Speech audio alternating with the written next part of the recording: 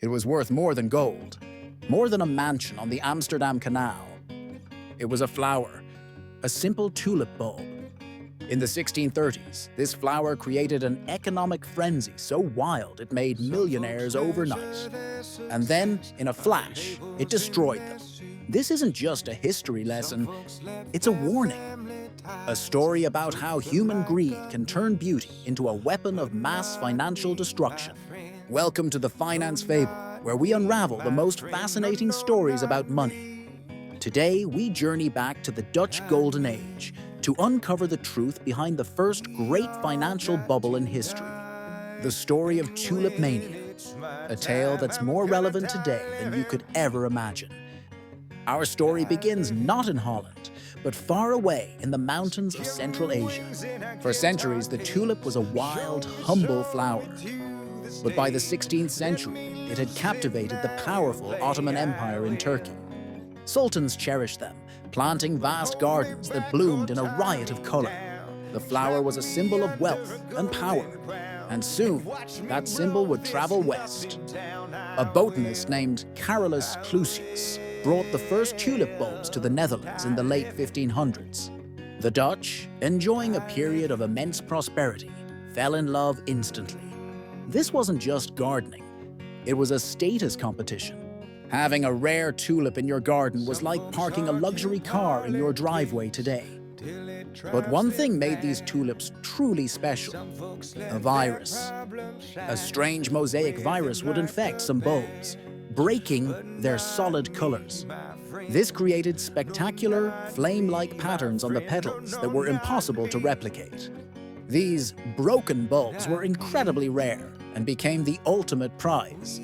The most famous of all was the Semper Augustus, a legendary flower of white and crimson streaks. At its peak, a single bulb of this tulip was one of the most expensive objects in the world.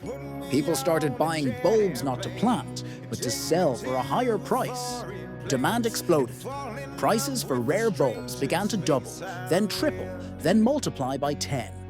Everyone from wealthy merchants to humble shoemakers wanted in on the action. They saw their neighbors getting rich and thought, why not me? This is where the real mania begins. If you're enjoying this story about how a flower broke an economy, hit that like button and subscribe to the Finance Fable. You won't want to miss the financial tales we uncover next. The market became so frenzied that a physical exchange of bulbs was too slow. So the Dutch invented something revolutionary: futures contracts. People began trading paper notes that promised the delivery of a tulip bulb at the end of the season. This meant you could buy and sell tulips that hadn't even been harvested yet. The market detached from reality. It was no longer about flowers, it was about pieces of paper. Prices reached astronomical levels. In one famous account, a single Viceroy tulip bulb was traded for 2 loads of wheat, 4 loads of rye, 4 fat oxen, 8 pigs, 12 sheep, 2 barrels of wine, 4 barrels of beer, 2 tons of butter, 1,000 pounds of cheese, a bed, a suit of clothes, and a silver beaker, all for 1 bulb. People sold their homes, their land, their life savings to speculate on tulips. For a brief moment, it seemed like the prosperity would never end. Then, in February 1637, it all came crashing down. A scheduled tulip auction in the city of Haarlem had no buyers. For the first time, prices were expected to go down, not up. Panic spread like fire.